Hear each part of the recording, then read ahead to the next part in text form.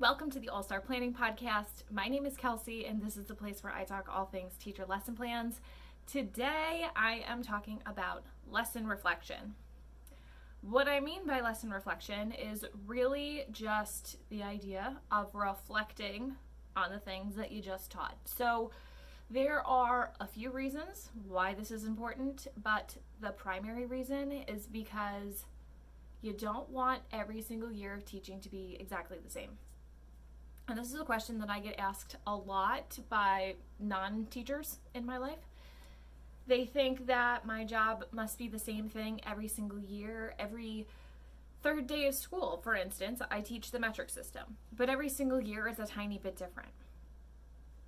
And if you're anything like me, every single year you are a little bit better, a little bit wiser. You've learned a lot over the last school year. So your teaching methods and the way that you deliver things and the activities that you do and the notes you deliver and everything that you do just gets teeny tiny upgrades as you go, right? I think that when you have more of like a formal segmented part of your day or evening or week where you sit and you think about what you've done, that sounds like a punishment. Sit here and think about what you've done. It's not supposed to be a punishment. It's supposed to be a fun time. So for my first year of teaching, I tried to do it every single day. I kept a journal. In fact, I found a really cute rainbow periodic table journal that I thought would like incentivize me to write in it. And it did for a while. But I realized that journaling wasn't really my thing, but I would try to write in this journal once a day.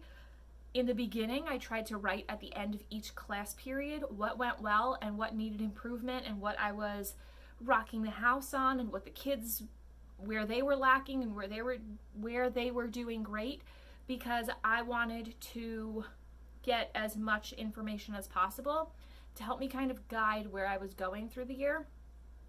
My first year of teaching stories, I'm sure like many others, but I was the only chemistry teacher in the whole building, so I had no chemistry people to kind of teach me and walk me through things. And then New York State does a mentoring program, and although she was a fantastic, beautiful, very smart, intelligent, and helpful woman, my mentor was the reading coach or the literacy coach, not science. So she could help me with like some general education questions and some things regarding the school specifically.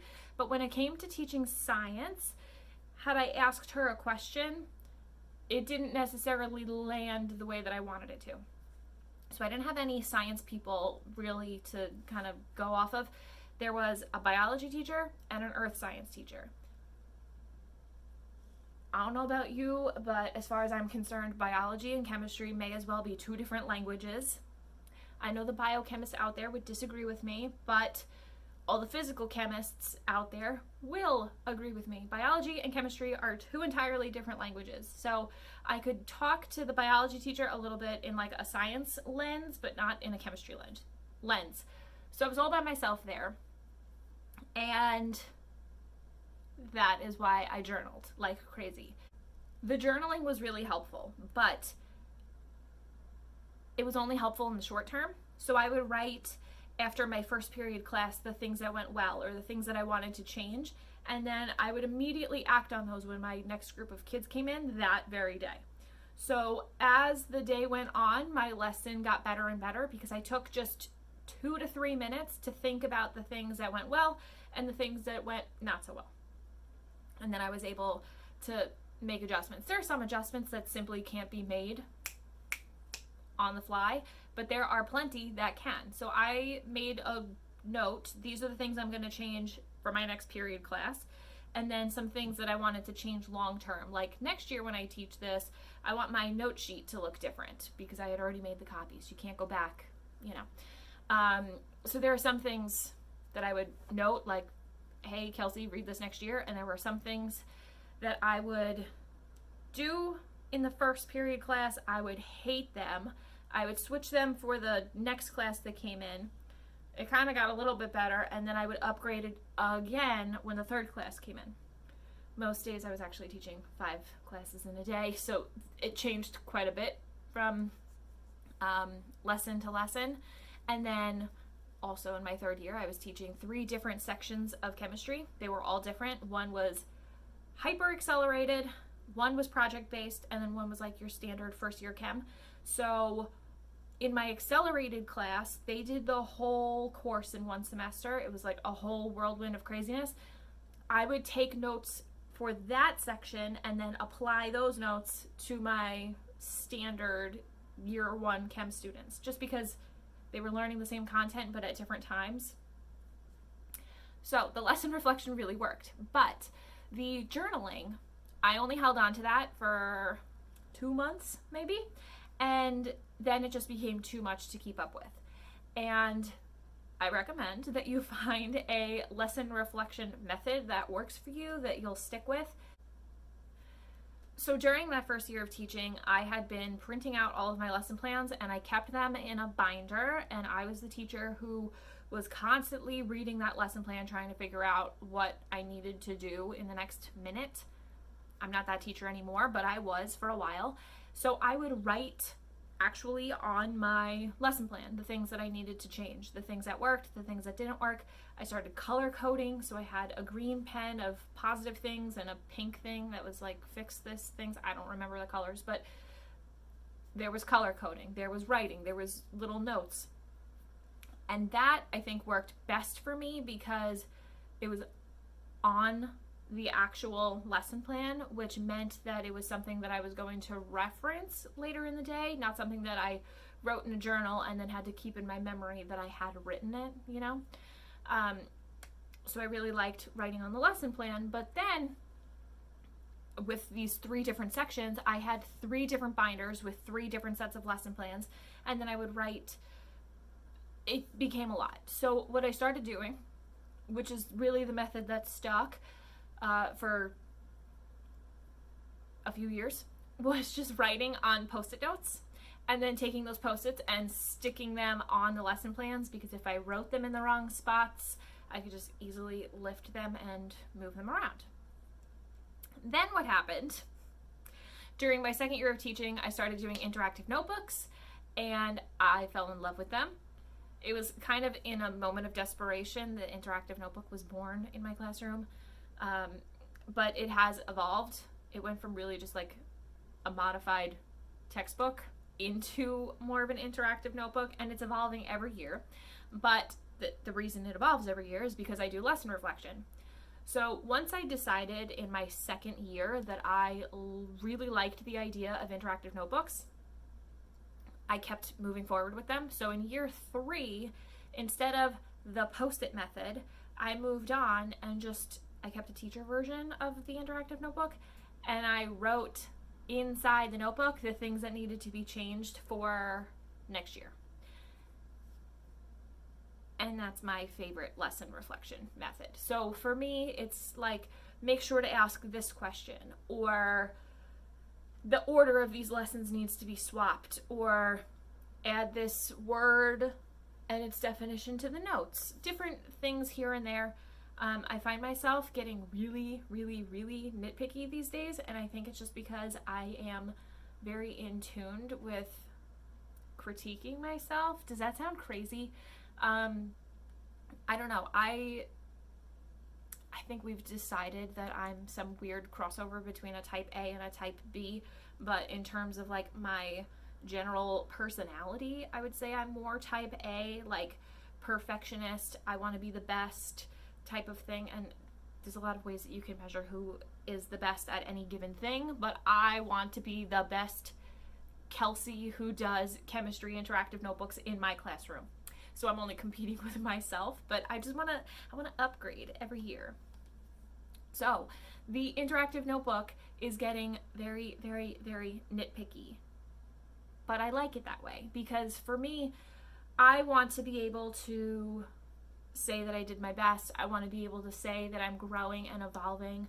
It's something that makes me proud of myself, is that every single year I get a little bit better, and every single year of teaching is not completely identical to the last one, because that would actually drive me crazy. I can't possibly operate with every third day of school being exactly the same. I know that every third day of school I'm going to teach the metric system, but the first year I did a reading comprehension and I hated it. So the second year I used the same reading comprehension, but I tweaked it and I added practice problems in a different format, and I wasn't a fan of that. And then the third year I did interactive notebooks, and that was better. And then the fourth year I added in task cards. And I'm really enjoying this evolution. I think it makes my classroom more fun every single year, especially in terms of the labs that I do. I started out as a pretty boring lab, mostly because I didn't have any chemicals or any equipment. And now going into my 5th year as a chemistry teacher, I mean, last year was cut short, but we did the ice cream lab. The year prior, we did the slime lab, which I've done every year just because it's very fun and very easy. But this upcoming year, I have a few ideas of labs that I want to add in. And what this does is that it just makes my job more exciting every single year. I find more fun and creative ways to teach stuff, and it just makes my life more fun.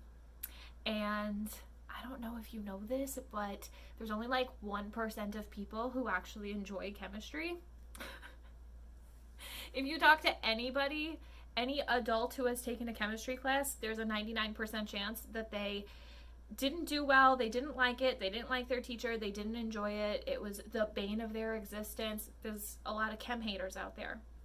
And I understand it because it's a hard class. You are trying to imagine things in your brain that you can't actually see. Like, we don't know what atoms look like, they're too tiny.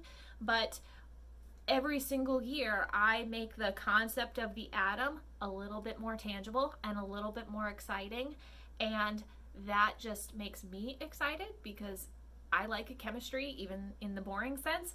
But making and evolving chemistry into something that's more fun takes that 1% of kids who like chemistry to a larger percentage. And something that I love, I have kids who will tell me, Miss Reevy, chemistry is the worst class ever, but I love coming to your classroom. I love coming to your class. It's so much fun. I thought I hated science until I got to chemistry, and then I learned how fun it can be.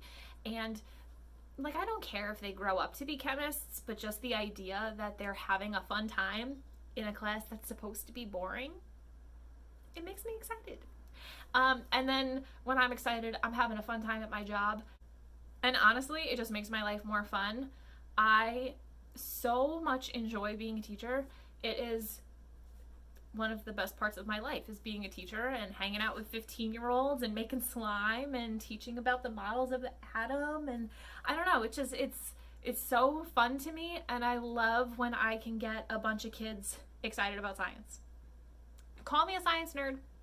But I think that the best way to evolve your course into something that's fun is really by reflecting on your lessons and making sure that the kids are actually learning what you want them to learn, because as much as having fun is fun, the first job is to teach them, and then the second job is to make it fun.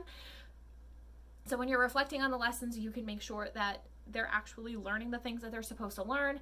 You're delivering everything in the best way that you can, which changes as you get better at being a teacher. Your best upgrades a little bit every single day, and a lot every single year. I don't know where you are in your teaching career, but I look back at lessons that I had written as a first-year teacher, a second-year teacher, even things that I wrote just last year, and I look at them and go, ugh, that was my best, which is such a weird feeling, because you're like, kind of, sort of, at least I am, disgusted with what you thought was good. But the only reason that happens is because you're growing. And that is something that I'm actually proud of. Like, I look at something and I'm like, ugh, that's terrible. I've gotten so much better since then. And I think it's also partially just my excessively positive attitude. I tend to complain a lot, but on the whole, I'm a very positive person. So, I don't know. Just looking at my old stuff and thinking that what I could do now is so much better, to me is just proof that I'm doing something right. So all of it comes down to lesson reflection, whether that is post-it system, writing on the lesson plans, keeping a journal, digitally writing on your plans. In the All-Star Planning Method, that's what I teach, although I do talk about the journal. But if you have digital plans, just write them on the plans and then go back to them next year, so that next year your lessons are just tiny edits instead of trying to remember everything from 362 days ago. So if on September 15th I taught significant figures and I didn't write any lesson reflection, I didn't take any notes about what I wanted to upgrade, on September 15th of the following year, I would have to backtrack in my memory 360 something days to figure out what I liked and what I didn't like and what I want to change. So if you take the lesson reflection notes in some way, your lesson planning is actually faster because you just have to make teeny tiny edits and you already told yourself what those edits are. So definitely consider reflecting on your lessons in some formal sense where you are either writing it or typing it. Post-its are probably not the best idea, honestly, because they come loose and disappear and whatever. But for me, they were in a binder, so they were kind of like squished between the pages, so they didn't go very far. But whatever you decide, just make sure it works for you. And if you decide that it's not working for you, switch it. There's no reason that you need to stick with something that doesn't work. That's kind of silly. Okay, that's everything on lesson reflection. Please do it. It will change your life. It'll change your lesson planning, and it just makes your class more fun and exciting, and then every year is not the same. So if you haven't already, please sign up for the All-Star Planning Masterclass. It is a free masterclass. You can find it at plan.kelseyreevy.com. In the class, I talk to you about how the 5 pieces of the All-Star Planning Method come together, make your life, your lesson planning, curriculum writing life much easier with a system. And subscribe to the podcast so you don't miss it. Episodes come out on Tuesdays. And that is all. I'll talk to you next week. Bye for now.